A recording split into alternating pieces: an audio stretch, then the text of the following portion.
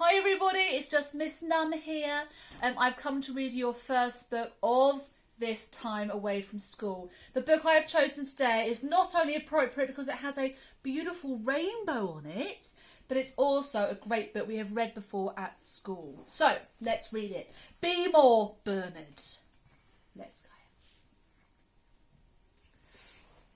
I acted like a bunny should act. I did what I believed was right. I twitched my nose. I pricked my ears. I grazed on grass and dug deep holes in gardens and fields, because that's what bunnies do. But when I wasn't doing those things, I tried to look as cute as I possibly could. I think he looks quite cute, don't you? Little rosy cheeks. When the other bunnies bounced, I bounced. When they hopped, I hopped. When they slept, I did too. Like them, I dreamed. But my dreams weren't the same. They were less rabbity, more unusual. Ooh, unusual. I wonder what he's going to be dreaming about. I tried to pretend that all was normal, that my dreams didn't matter. Bernard, they'd ask, what do you dream about? The same as you? I'd lie. Carrots? They'd ask. Yes, I'd lie again. The orange ones? They were terrible, terrible lies. Oh, look. He doesn't look very happy, does he?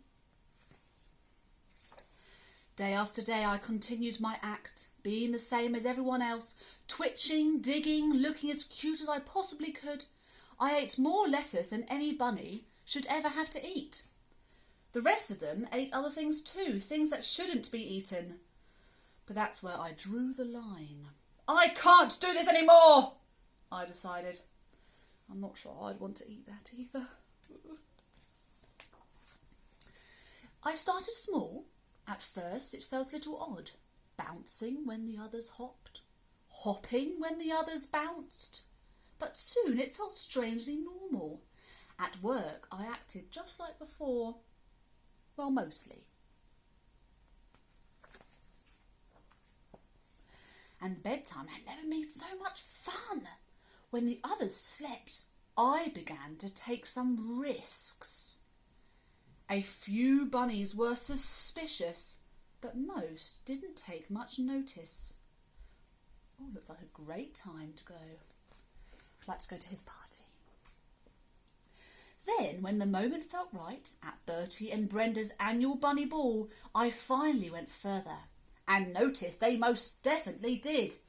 They looked startled, like, well, rabbits caught in the headlights.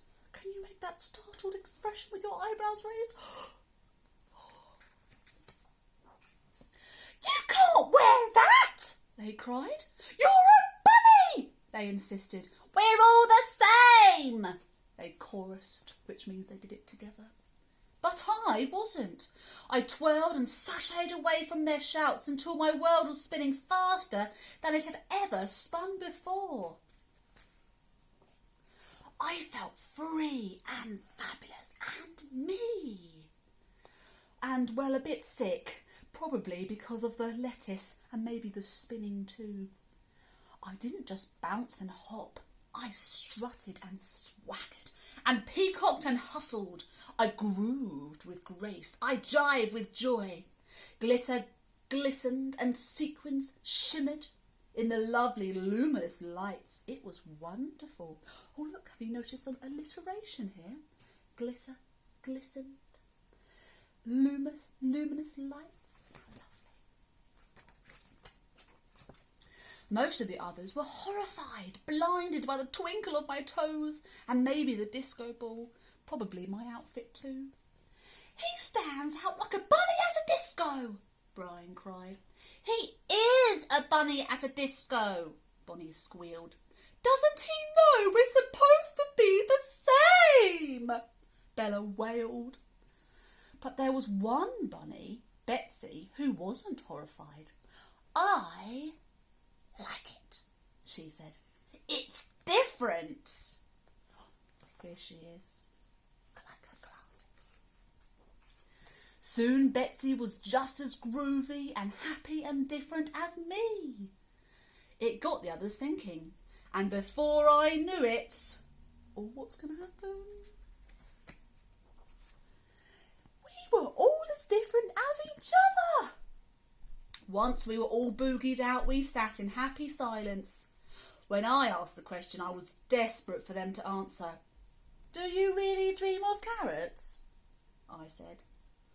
For a while, nobody said a word, but eventually Brian spoke. I hate carrots, he said. I dream of cheese. Oh, I wasn't expecting that. Me too, Bonnie smiled. And music. It's ballet for me, Betsy explained. And I dream of hats, Bella laughed. Fabulous, fancy hats. As they shared their dreams, I could tell their hearts were dancing just like mine. I look so happy. If you could dream about something, what would you dream about? I think I would dream about chocolate cake. And so now, even though we're all the same in many ways, we can all agree that being yourself is the best thing a bunny can be. What a fantastic book. I hope you enjoyed that, everybody. And I will see you next time for Reading Time with Miss Nunn.